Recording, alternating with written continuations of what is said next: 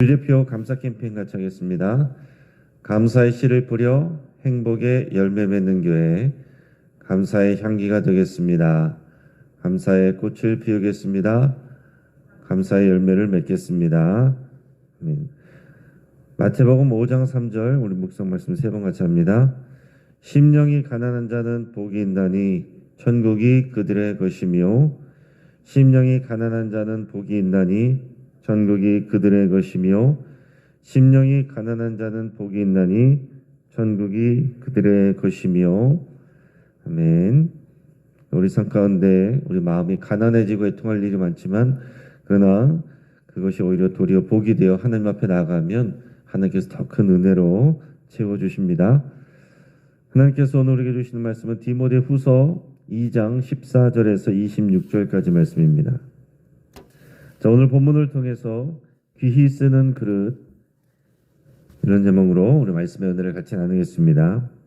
여러분, 세상은 사람들을 그가 가지고 있는 또 능력과 소유를 기준으로 해서 금수저다, 또 뭐 은수저다, 흙수저다, 이런 식으로 또 나눕니다.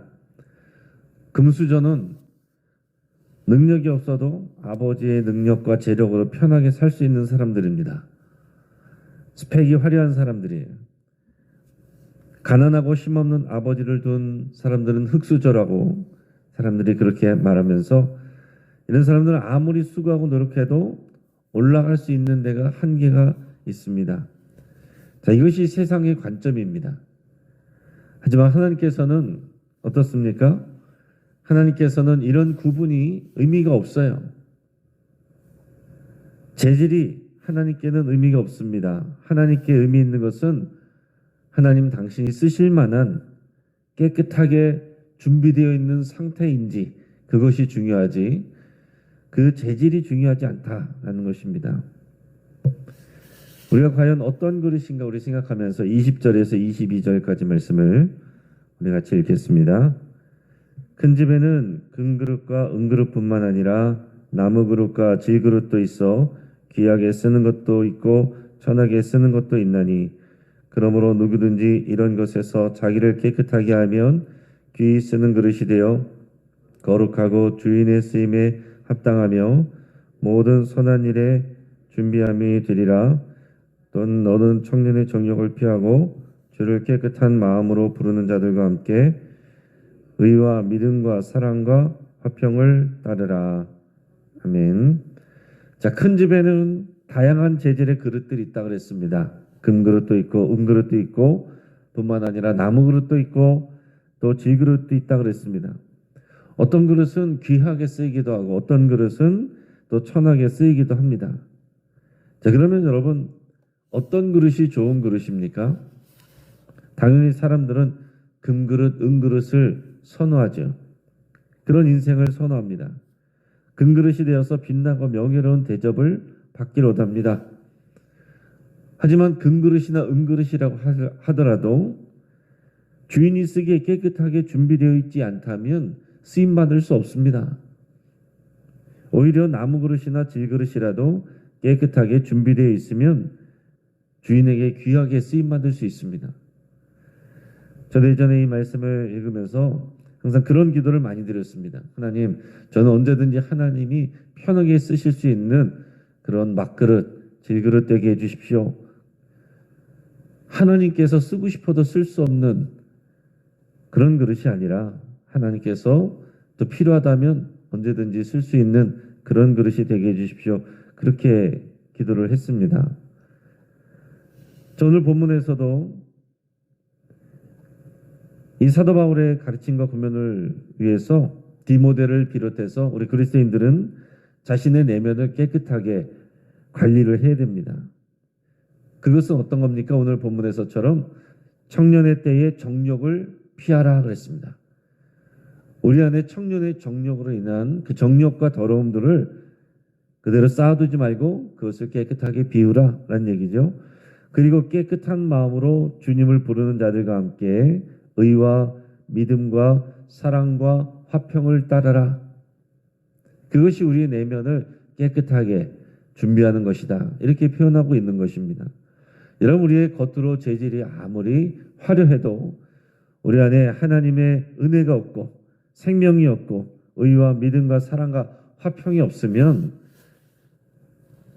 이 땅에서 진정한 평안을 누릴 수가 없습니다.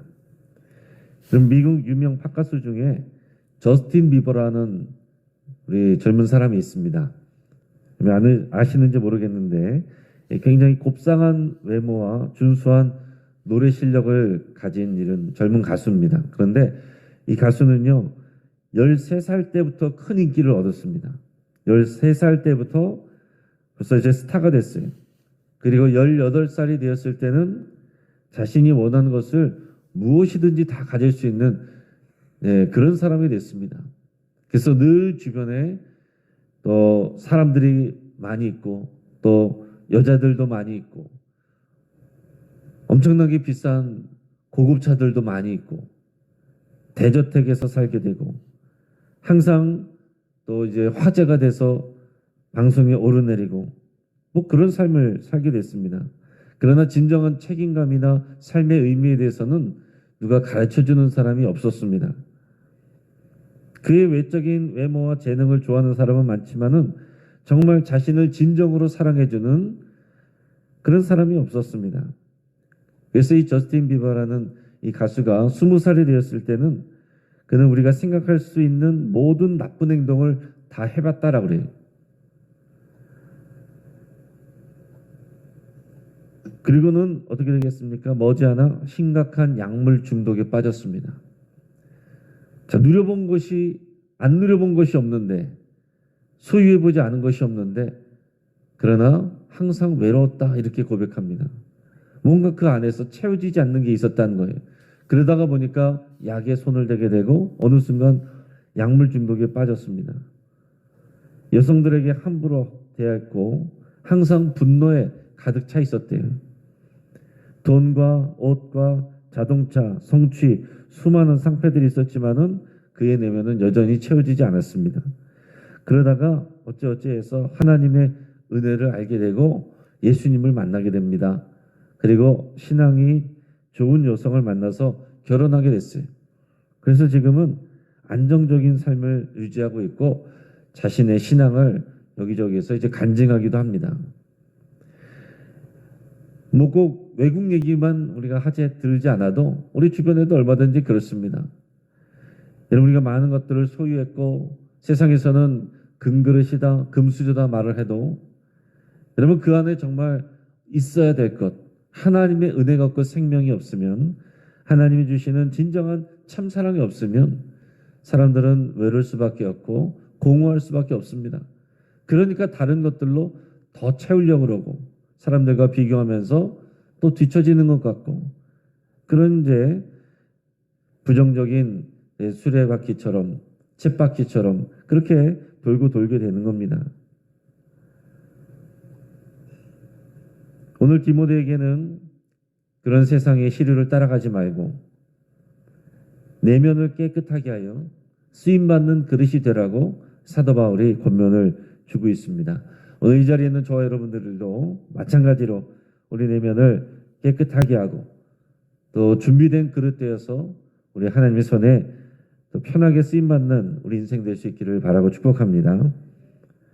그러면서 크게 또 어떤 권면을 주냐면 말다툼을 하지 말고 진리를 가르치라 이렇게 가르칩니다. 특별히 여기에서 오늘 본문에서는 사도 바울은 거짓 교사들을 얘기를 하고 있습니다.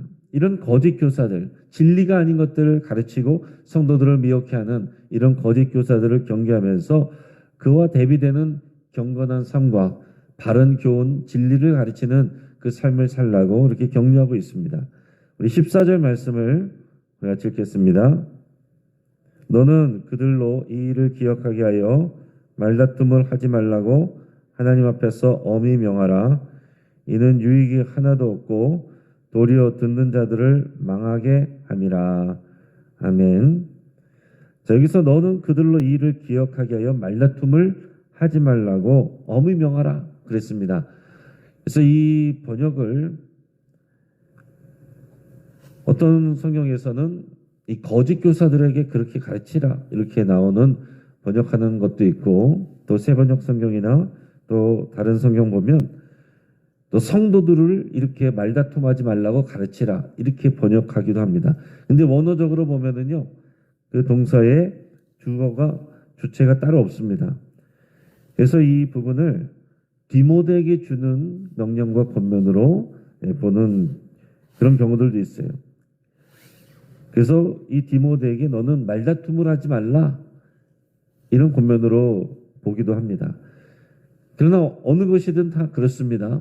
먼저 디모데도 말다툼에 쓸데없는 말다툼을 하지 말라. 그리고 성도들에게도 쓸데없는 말다툼을 하지 말라고 엄하게 가르쳐라. 이렇게 우리가 받을 수 있는 겁니다. 말다툼을 하면 교회 안에서 유익이 없습니다. 특히 일꾼들이, 리더들이 말다툼을 하게 되고 또 성도들이 말다툼을 하게 되면 교회는 어렵게 됩니다. 말다툼을 통해서 자신이 이기는 것 같아도 누구도 이기는 사람이 없습니다. 일단 말다툼을 하면 모두가 지는 거예요. 그리고 주변에서 그 말을 듣는 사람들도 상처를 받게 됩니다. 그런 것들을 경계하라는 겁니다. 이어서 15절에서 19절까지 말씀을 우리가 같이 읽겠습니다. 너는 진리의 말씀을 옳게 분별하며 부끄러울 것이 없는 일꾼으로 인정된 자로 자신을 하나님 앞에 드리기를 힘쓰라. 망령되고 헛된 말을 버리라. 그들은 경건하지 아니함에 점점 나아가나니 그들의 말은 악성 종양이 퍼져나간 것 같은데 그 중에 후메네오와 빌레도가 있느니라. 진리에 관하여는 그들이 그릇되었도다.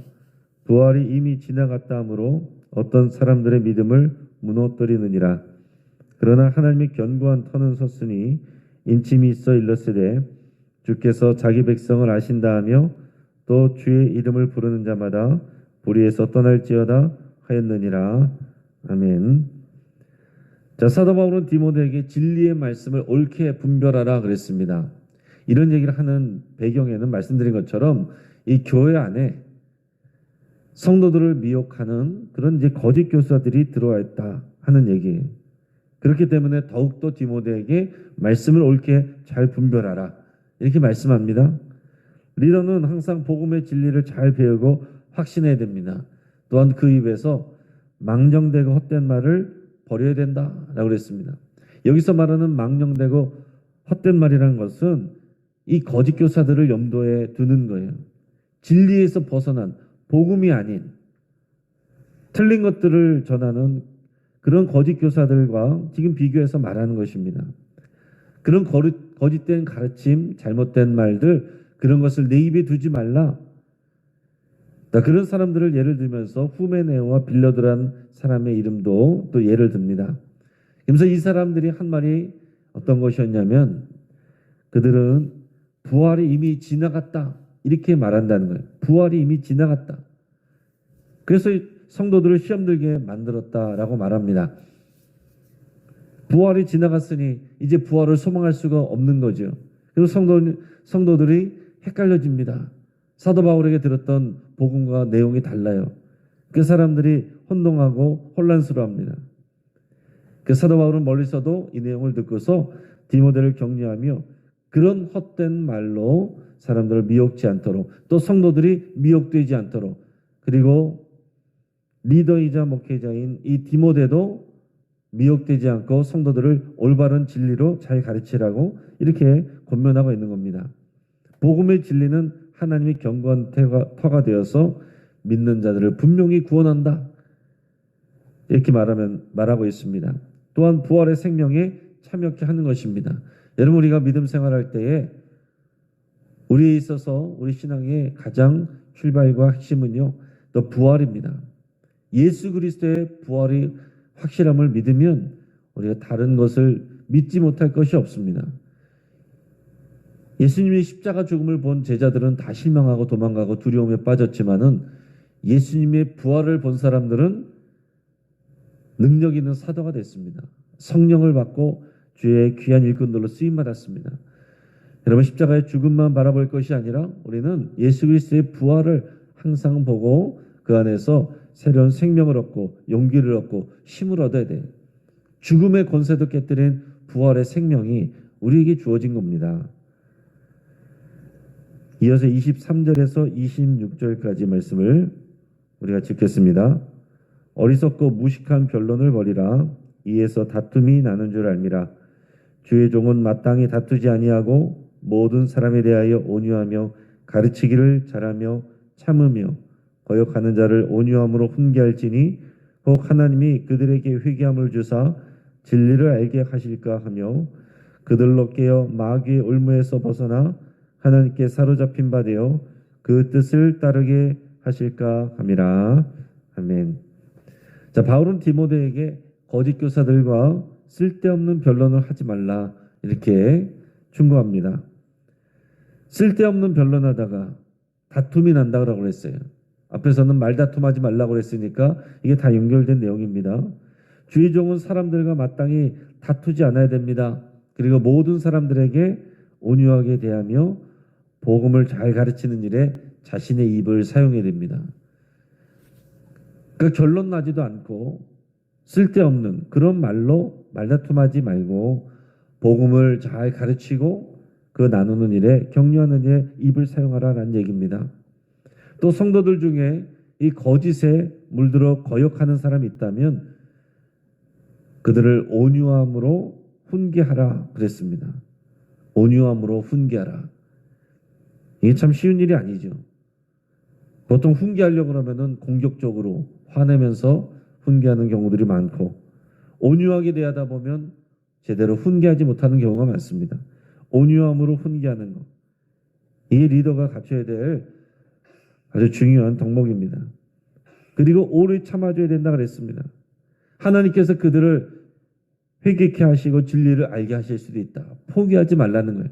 하나님이 사랑하시고 포기하지 않으시는데 우리가 먼저 판단하고 저 사람은 안 돼, 잘라버리면 안 된다는 얘기입니다.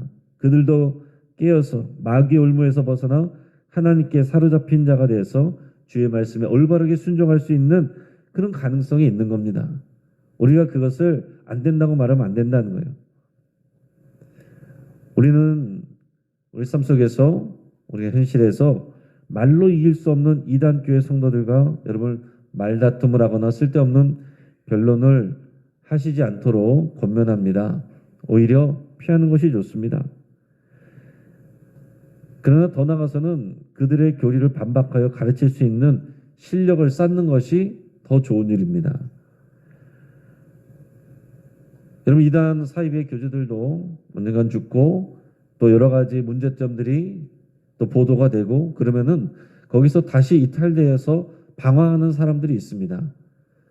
근데 교회가 준비되어 있지 않으면 교회가 받을 수 없으면 그분들이 갈 데가 없어요.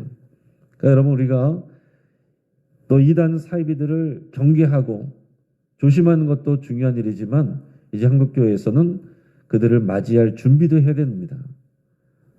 온유함으로 훈계하고 그들을 사랑으로 받아주고 우리가 그들에게 물들지 않으면서 진리로 훈계하고 가르치고 또 한 가족으로 받아들일 수 있는 그런 준비도 되어야 된다 하는 얘기예요. 이제 말씀을 정리합니다. 그릇은 재질보다 준비된 상태가 중요합니다. 사람들은 외모와 스펙을 중요시 여기지만 정말로 중요한 것은 그 사람의 내면이고 그 영혼입니다. 사도 바울은 디모데에게 깨끗이 준비되어 하나님께 귀히 쓰임받는 그런 그릇이 되라고 권면합니다. 여러분 우리도 마찬가지예요.